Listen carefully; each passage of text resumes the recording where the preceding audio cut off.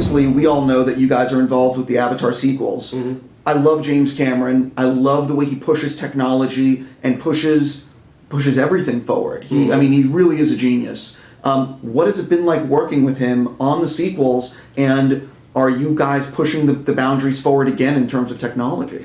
We will be. We know that because we know what's coming. But the work right now is very much kind of nuts and bolts. There's a lot of engineering work going on just to build the infrastructure for what we're going to need to do to support and get the throughput, through the next 3 films.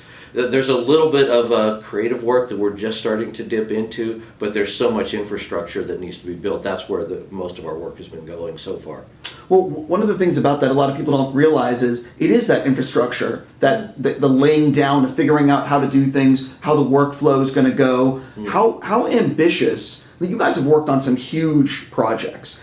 Is what you're setting up to do for the Avatar sequels, is it the most ambitious thing you guys have tried to do? Will Hobbit or Lord of the Rings, was that even more? Like, how do you sort of compare it, if you can? I think what we're trying to do for the Avatar sequel will be the most ambitious things we've ever tried. Jim just has such a complete idea of this world, and it is a whole world, and it's a story that he wants to tell over 3 more films.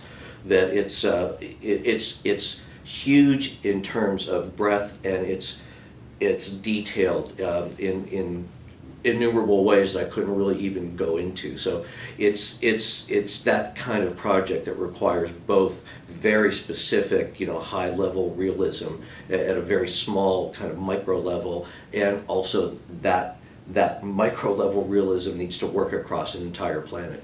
When you guys bring in people for like these kinds of movies and you're setting up for such an ambitious project, do people like sort of sign a contract for all the movies, or how does it work in terms of like the way you guys hire people? Can people come and go, or how?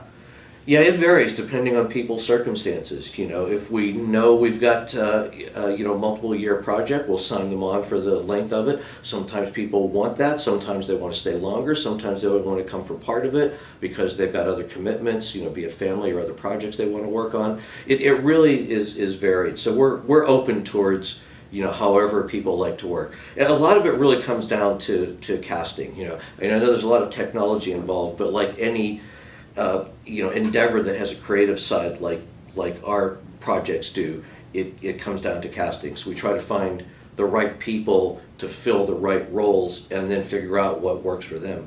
I know this is my last question about the Avatar movies. I know one of them, I think it might be the second one, does a lot of stuff underwater. There's a whole bunch of underwater stuff.